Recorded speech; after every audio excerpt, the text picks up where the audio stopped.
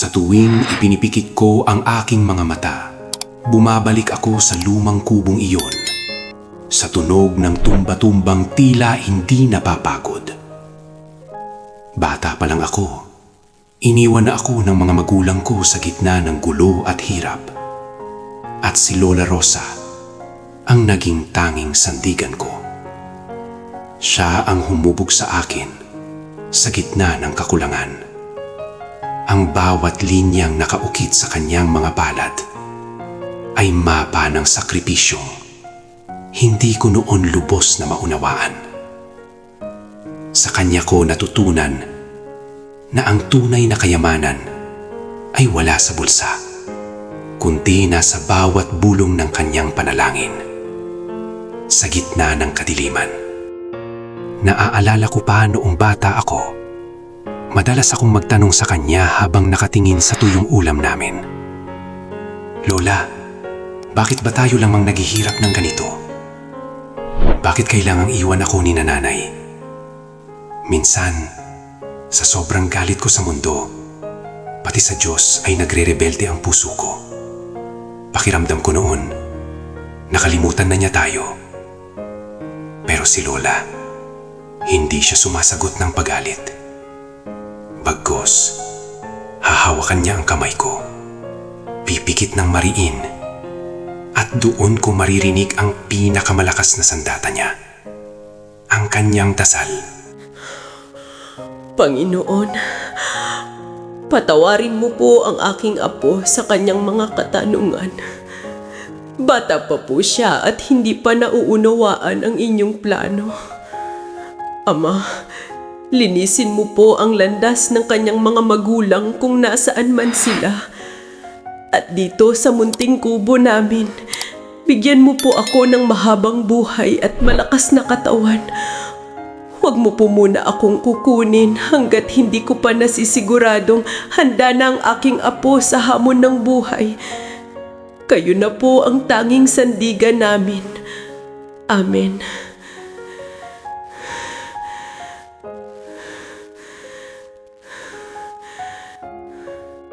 Tandaan mo ito, Apo. Ang kahirapan ay pansamantala lang. Pero ang pagmamahal na itinanim ko sa iyo, dala mo yan hanggang langit. Kahit wala na ako sa mundong ito balang araw, huwag kang bibitiw sa kanya dahil siya ang Alpha at Omega natin. Magtiwala ka lang. Dahil ang bawat luha mo ngayon ay binibilang ng langit at magiging ngiti rin pagdating ng tamang panahon. Halika na, kumain na tayo. Sapat ang biyayang galing sa kanya para sa araw na ito. Habang lumilipas ang panahon, ang inosenteng bata na noon ay nagtatanong lang ay unti-unting naging isang binatang puno ng puot. Mas naging malinaw sa akin ang agwat ng buhay namin sa iba. Bakit ang mga kaklase ko bago ang sapatos? Bakit sila hindi kailangang mag-alala kung may kakainin bukas? Ang dating pagmamahal ko kay Lola, napalitan ng inis. Pakiramdam ko, ang mga dasal niya ay wala namang silbi dahil nananatili kaming lugmok sa putik. Doon nagsimulang tumigas ang puso ko. Lola, tigilan niyo na nga yung pagdadasal na yan. Paulit-ulit na lang pero wala namang nangyayari. Tignan niyo yung paligid natin. Butas pa rin ang bubong, tuyo pa rin ang ulam. Pagod na ako magtiis. Sabi niyo mahal niyo ako pero bakit hindi niyo man lang ako mabigyan ng maayos na buhay? Sawang-sawa na ako sa tiwala sa Diyos na yan. Apo, pasensya ka na kung ito lang ang kaya kong ibigay. Pero huwag mong bibitawan ng Panginoon dahil lang sa galit mo sa mundo. Ang hirap ay pagsubok lang sa katatagan ng loob mo. Masakit man sa akin na makita kang ganyan. Mas masakit isipin na baka paglayo mo sa kanya ay lalong kang mawala sa landas. Huwag kang magpadala sa inggit, Apo. Dahil ang bawat isa sa atin ay may sariling oras ng pag-usbong. Panginoon, hipuin niyo po ang puso ng aking apo. Alisin niyo po ang puot at inggit na lumalamon sa kanyang pagkatao. Alam ko pong pagod na siya. Pero Ama, bigyan niyo pa po ako ng konting lakas. Huwag niyo po siyang pababayaan kahit anong tindi ng kanyang galit. Kahit ako na lang ang maghirap, basta't ang apo ko ay maligtas sa baling landas. Sa inyo ko po siya ipinagkakatiwala. Akala ko noon, ang pananahimik ni Lola ay tanda ng pagsuko. Hindi ko alam, habang sinisigawan ko siya, unti-unti na palang kinakain ng sakit ang kanyang katawan. Hindi siya dumaing, hindi siya nagreklamo. Sa kabila ng aking pagre-rebelde, palihim siyang nagtatrabaho. Tumatanggap ng labada kahit nanginginig na ang kanyang mga kamay, makaipon lang ng kaunting barya para sa aking pagtatapos. Doon ko natanto na ang pag-ibig ni Lola ay parang kandila. Binibigay ang lahat ng liwanag habang unti-unti siyang nauubos. Lola, gising po. Bakit ang lamig ng mga kamay niyo? Pasensya na po. Pasensya kung naging masama akong apo.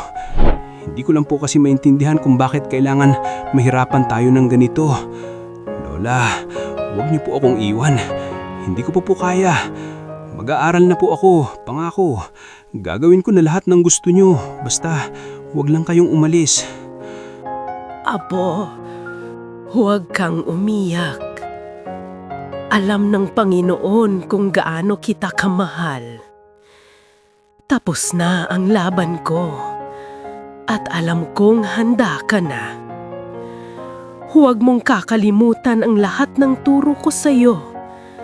Magpakabuti ka dahil iyon lang ang tanging baon na maipagmamalaki mo. Masaya ako dahil bago ako umalis, nakita ko sa mga mata mo ang dating inosenteng apo ko na mahal ko. Salamat, Ama, sa pagkakataong mapalaki ang aking apo. Ipinapaubaya ko na po siya sa inyong mga kamay. Panatag na po ang loob ko dahil alam kong hindi mo siya pababayaan. Tapos na po ang aking tungkulin. Amen.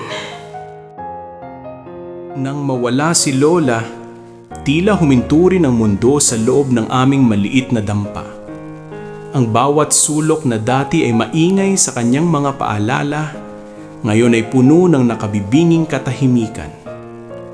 Doon ko nalaman na ang pinakamahirap na bahagi ng pagkawala ay hindi ang libing, kundi ang pag-uwi sa bahay na wala nang sumasalubong sa iyo. Wala nang amoy ng kape, wala nang tunog ng tumba-tumba, at higit sa lahat, wala na ang boses na laging tumatawag sa Panginoon para sa kaligtasan ko. Lola, nakahanda na po ang kape niyo. Nakalimutan ko, wala na pala kayo rito. Bakit ba kasi ngayon ko lang naisipang gawin to? Noong nandito pa kayo, puro reklamo ang isinasagot ko sa inyo. Ngayon, handa na ako mangsilbi. Wala na kayong mapaglingkuran. Napakasama kong apo. Apo, huwag mo sisihin ang sarili mo. Ang pag-ibig ay hindi natatapos sa kamatayan. Naririto lang ako sa bawat tibok ng puso mo at sa bawat aral na itinanim ko sa iyong isipan. Huwag kang magpalamon sa dilim dahil ang liwanag na iniwan ko sa iyo ay sapat na para ituloy mo ang laban. Panginoon, hindi ko po alam kung naririnig mo ako. Ngayon lang po ako ulit lalapit sa inyo ng ganito. Pakisabi po kay Lola, patawad. At pakisabi rin po na simula ngayong araw, hindi ko nabibitawan ang inyong kamay. Tulungan niyo po akong tumayo. Ama, kayo na po ang maging gabay ko ngayong mag-isa na lang ako. Isang hapon, habang nililinis ko ang ilalim ng papag ni Lola, may naramdaman akong matigas na bagay. Isang lumang baul na gawa sa kahoy, nakakandado ng kalawang pero tila naghihintay na mabuksan. Sa loob nito, hindi ginto o pilak ang tumambad sa akin. kundi ang mga piraso ng akin buhay na akala ko ay nakalimutan na. Mga luma kong sapatos na maayos na tinahian. Ang unang medalya ko na akala ko ay nawala na. At mga nakatuping papel na may mga mantsa ng luha. Ano to? Ito ay para sa aking nag-iisang apo. Sulat ni Lola. Apo, pasensya ka na kung luma ang gamit mo sa eskwela. Itong 5 piso na itinatago ko araw-araw para ito sa kolehiyo mo balang araw. Huwag kang magagalit sa Diyos kung bakit tayo mahirap. Dahil ang totoo, ikaw ang pinakamalaking kayamanan na ibinigay niya sa akin. Lola, pati pala yung baon ko galing sa tipid niyo sa gamot niyo. Kung binabasa mo na ito, Apo, marahil ay wala na ako. Huwag kang manghihinayang sa mga panahong nagalit ka sa akin dahil matagal na kitang pinatawad bago mo pa man sabihin. Ang tanging hiling ko lang, gamitin mo ang bawat sentimong pinagpaguran ko para makatapos ka. Huwag kang lilingon sa hirap ng kahapon, kundi sa ganda ng bukas na naghihintay sa iyo. Ikaw ang aking tagumpay, Apo. Panginoon, salamat po. Salamat dahil binigyan niyo ko ng isang anghel sa lupa sa katauhan ni Lola.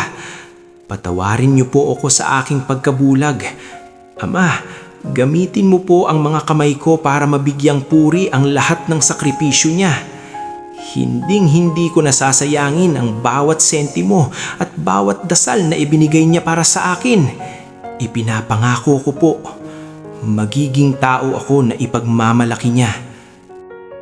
Dinala ko ang mga barya mula sa baul ni Lola at ginamit ko itong puhunan para sa aking kinabukasan. Hindi naging madali. Pumasok akong kargador sa palengke sa umaga at nag-aaral sa gabi. Sa bawat sako na pasan ko, nararamdaman ko ang bigat ng sakripisyong binuhat ni Lola noong nabubuhay pa siya. Pero sa pagkakataong ito, hindi na ako nagrereklamo. Dahil sa bawat pagod, nararamdaman ko ang kanyang presensya. Tila may mga kamay na humahawak sa aking balikat para hindi ako mabuwal. Kaya ko to. Para sa ito, La.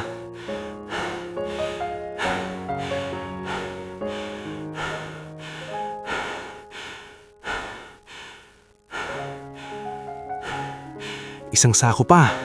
Kunti na lang. Makakaipon din ako para sa matrikula ko. Hindi ako mapapagod.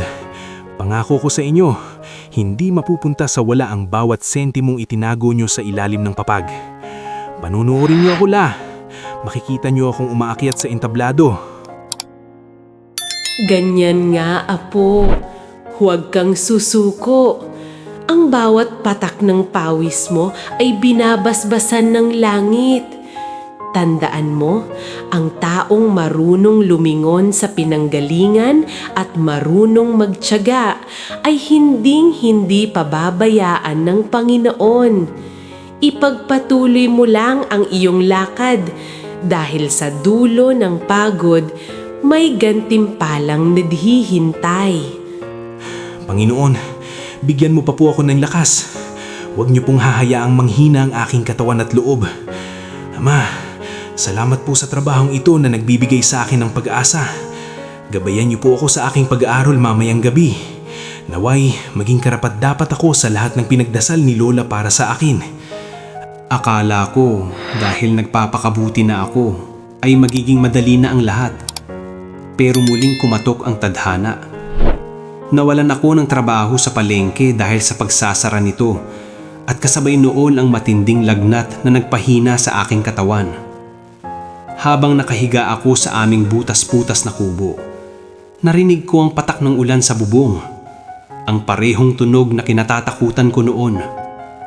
Bumalik ang tukso na magrebelde muli, na itanong kung bakit kahit gumagawa na ako ng tama ay tila pinaparusahan pa rin ako ng mundo.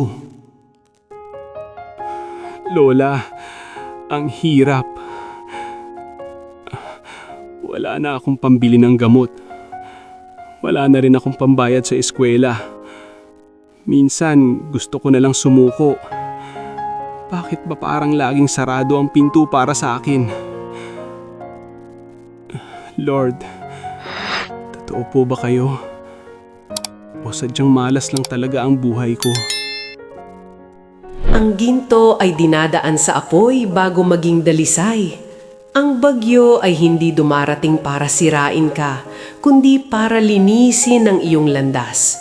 Huwag kang titingin sa dilim ng ulap, kundi sa katotohanan na pagkatapos ng ulan ay laging may bahaghari. Huwag kang bibitiw, apo.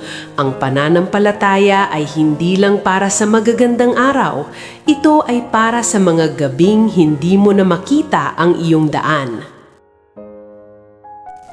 Panginoon, patawarin niyo po ako sa aking pag-aalinlangan. Ama, kahit wala na akong lakas, sa inyo pa rin ako kakapit. Kung ito man po ang paraan para mas lalo akong tumatag, tatanggapin ko. Huwag mo lang po akong pababayaan. Ipinapaubaya ko po sa inyo ang aking bukas. Dahil alam kong gaya ni Lola, hindi mo rin ako tatalikuran. Sabi ni Lola, kapag isinara ang pinto, laging may binubuksang bintana ang Panginoon. At totoo nga, noong akala ko ay wala na akong babalikan, isang dating kaibigan ni Lola ang dumating. Isang guro na tinulungan niya noon. Nalaman niya ang kalagayan ko at ang aking pagsusumikap na makapagtapos. Hindi lang siya nag-abot ng tulong, kundi naging tulay siya para sa isang scholarship. Doon ko naintindihan na ang kabutihang itinanim ni Lola noon ay ako na ang nag-aani ngayon. Lola! Lola! Narinig niya tayo! May scholarship na ako, Lola. Hindi ko na kailangang huminto sa pag-aaral. Salamat po sa paggabay sa akin. Salamat po sa pagpapadala ng tulong. Ngayon ko lang na-realize, kahit wala na kayo rito sa tabi ko, ang mga dasal niyo ang patuloy na nagliligtas sa akin. Hindi niyo talaga ako pinabayaan. Sinabi ko sa iyo, apo, ang Diyos ay hindi natutulog. Ang bawat luhang ipinunla mo sa gitna ng hirap ay magbubunga ng kagalakang hindi mo kayang sukatin. Iyan ang gantimpala ng isang pusong marunong maghintay at magtiwala. Mag-aral kang mabuti dahil iyan ang susi mo sa malayang bukas. Ipinagmamalaki kita, apo ko. Panginoon, maraming salamat po. Salamat po sa himalang ito na nagbigay muli ng kulay sa aking buhay. Ama, gamitin mo po ako para maging biyaya rin sa ibang tao, gaya ng ginawa ni Lola. Hinding-hindi ko po sasayangin ang pagkakataong ito. Kayo po ang aking lakas, ang aking gabay, at ang aking buhay. Dumating ang araw na dati ay sa panaginip ko lang nakikita. Suot ang itim na toga at hawak ang diplomang katas ng dugo, pawis at bilyon-bilyong dasal. Habang naglalakad ako paakyat sa entablado, hindi ang palakpakan ng mga tao ang naririnig ko, kundi ang mahinang himig ni Lola Rosa habang hinihili ako nung bata pa ako. Sa bawat hakbang ko sa hagdan, pasan-pasan ko ang alaala ng kanyang mga kulbot na kamay na siyang tunay na nag-angat sa akin sa kinaroroonan ko ngayon. Lola, tignan niyo po ako. Kapos na po ako. Hindi na po tayo magugutom. Ito na po yung ipinangako ko sa inyo noon sa tapat ng tuyong ulam natin. Sana nandito kayo para maisuot ko sa inyo ang medalya ko. Dahil sa inyo naman talaga ito. Kayo ang tunay na cum laude ng buhay ko, La. Kayo ang nagtapos sa pinakamahirap na kurso. Ang pagmamahal ng walang kapalit. Nakikita kita, apo. At higit pa sa diplomang iyan, ang pagbabago ng iyong puso ang aking pinakamalaking tagumpay. Wala na akong mahihiling pa. Panatag na ang loob ko dahil alam kong baon mo na ang sandatang hinding-hindi mananakaw sa'yo, ang dunong at ang takot sa Panginoon. Malaya ka na, apo. Lumipad ka na patungo sa iyong mga pangarap. Panginoon, salamat po sa paggabay sa akin hanggang sa dulo ng yugtong ito. Ama, alay ko po ang tagumpay na ito sa inyo at sa aking lola na nagturo sa akin kung paano manampalataya. Naway magamit ko ang aking narating para makatulong sa mga batang tulad ko na nawawalan din ng pag-asa. Handa na po akong harapin ang mundo dahil alam kong kailanman ay hindi niyo ako pababayaan.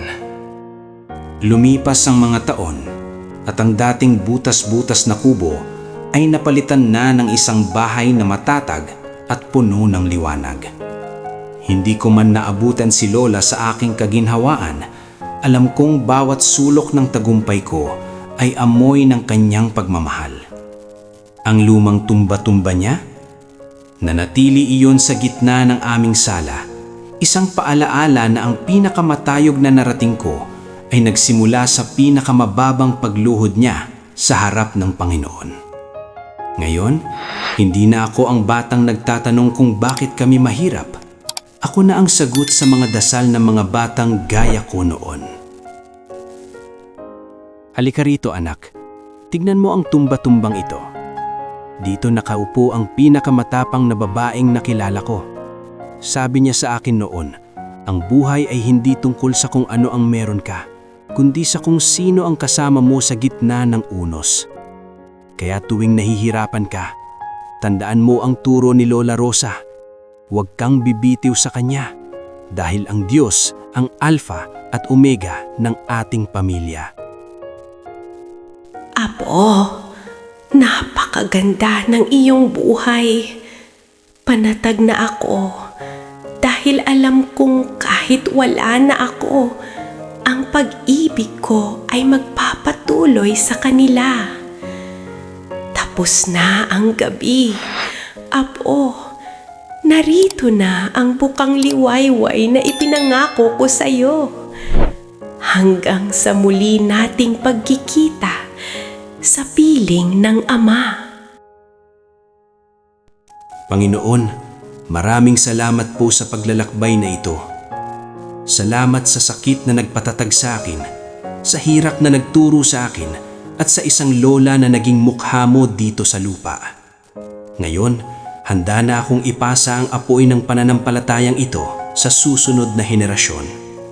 Tapos na ang gulo ng buhay dahil sa inyo, nahanap ko ang tunay na kapayapaan. Amen.